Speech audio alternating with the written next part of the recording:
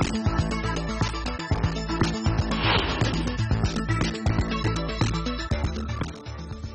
evening and welcome to Markets Today. I'm Reema Tendulkar. With me is Surbhi Upadhyay.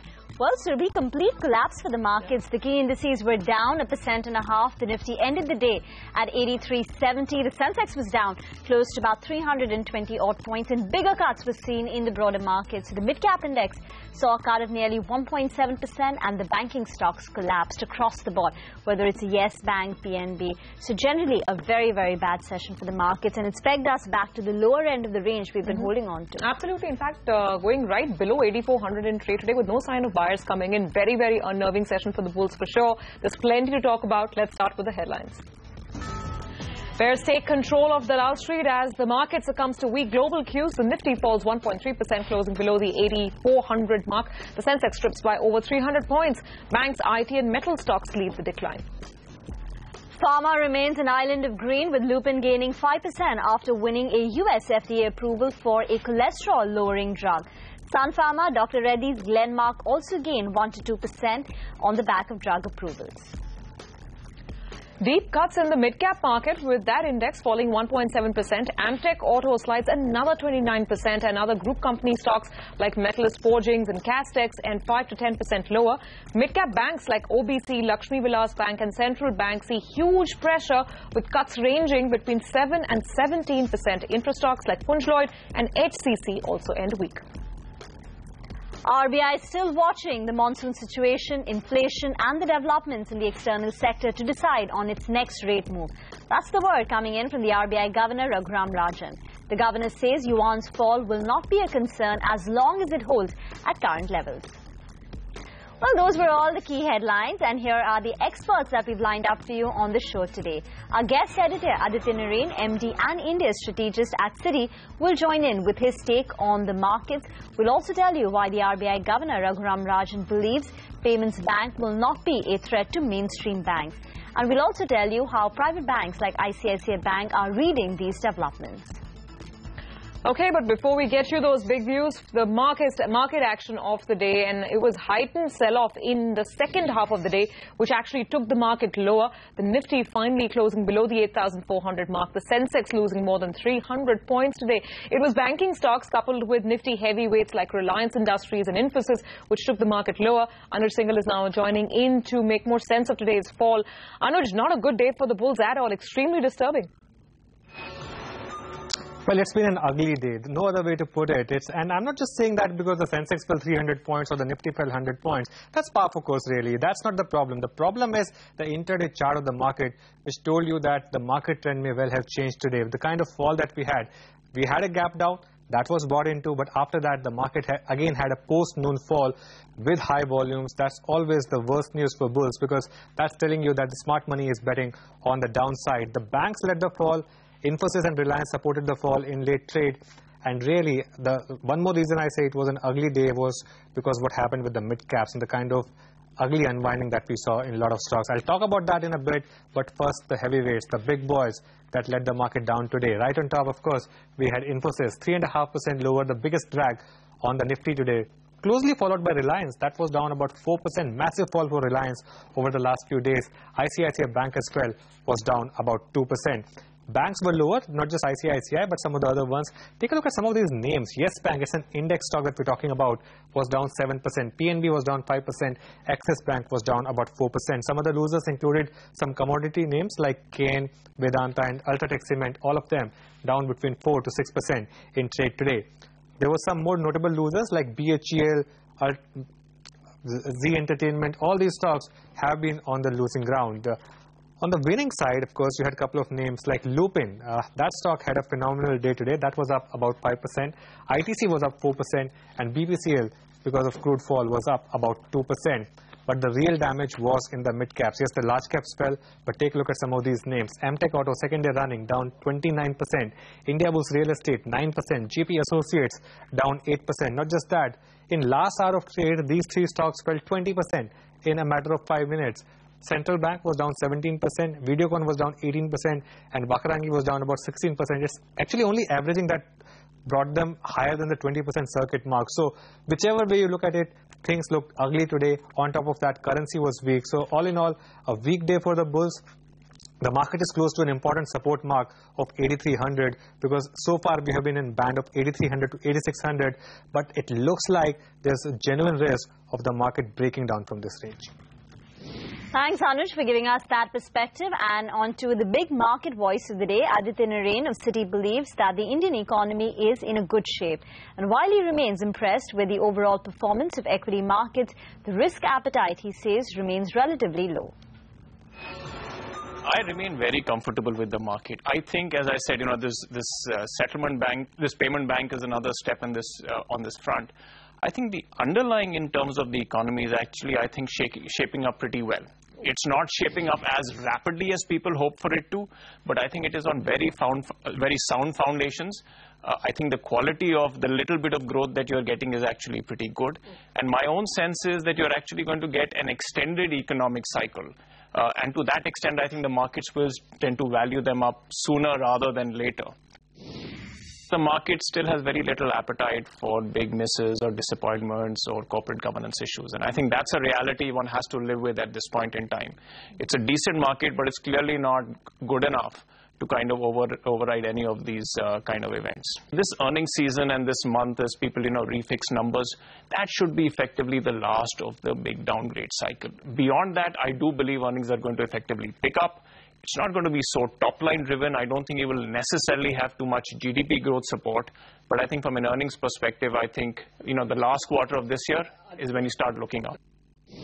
I think economy-wise, it's actually a bigger thing because it is an extension of, a fair amount of work that's been going on for a bit.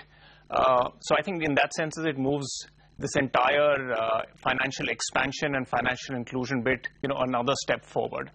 I think the other thing that is interesting with these licenses is the fact that whereas so far most of these licenses have been somewhat closed, restricted, been very stingy in terms of the numbers that have been given out, this time, A, they're very generous in terms of the numbers, and B, I think the backgrounds of the promoters is actually very broad. P&L impact is going to be modest, particularly compared to the parent. I think what it does is from an economy perspective, as I said, the financial system perspective, I think it's another leg forward. And I think that's probably what's going to be more material.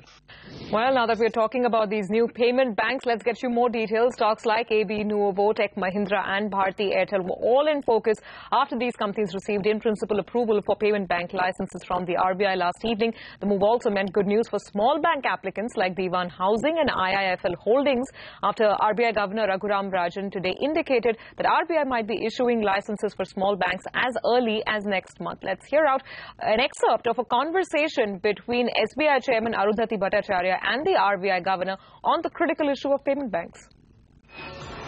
In the last 18 months or so, we have seen 13 new banks come into the space. So do you think Indian banking has matured enough to take on this onslaught? There are 2 new banks and 11 payment banks. And I want to make that distinction clear because I don't think those 11 banks are a competitive threat to the existing banking system. Instead, I see them as an add-on. In the same way as your relationship with Reliance, I think the other banks will also benefit from this relationship rather than be competed out.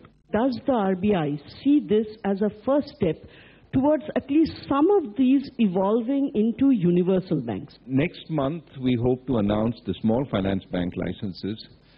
There will probably be a migration path from small finance banks to universal banks. I don't see that path as easily from payment banks to universal banks. And when we're talking about migration, we're talking about a long time proving yourself in that area before the migration takes place. So given the fact that this financial inclusion has happened so rapidly in the last 8 months, is this the right time for these banks or are they delayed? This is where I hope the payment banks will provide the access to the enormous number of new accounts created by PMJDY. Again, we should find ways to collaborate, to complement, and I think that will be really the benefit from these banks. Well, one person who is very excited and enthused with RBI's move is Chanda Kochhar. The CEO and MD of the country's largest private sector bank echoes the RBI governor's view that payment banks will essentially complement the existing financial system and says that ICICI Bank will closely watch the progress made by two successful applicants, Fino Paytech and Vodafone M-Pesa, before deciding on whom ICICI Bank will tie up with.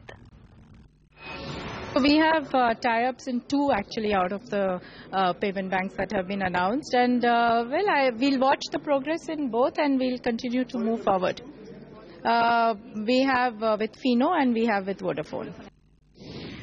One ultimately looks at the entire space as an asset, because what it will ultimately really do is get us closer access to a large base of customers which are not really included today at all, really.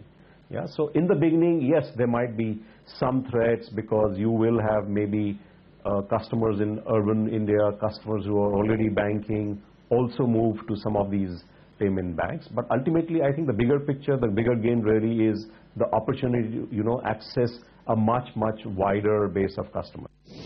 It is totally about how we can bring new customers who have traditionally been ignored by, let's say, universal banks which are there. And these are the customers who are young, these are the customers who are in rural area, these are the customers who are technology savvy somehow. We want to be one of the first ones to the to start.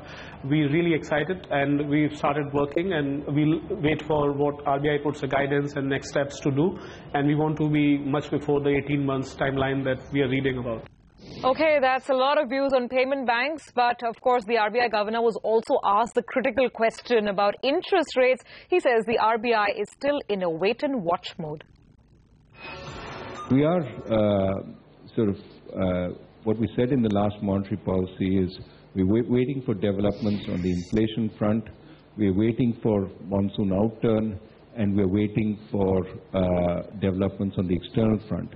Now, on all these, since the last monetary policy, there's been more information, of course, and we take that into account in determining our policy stance.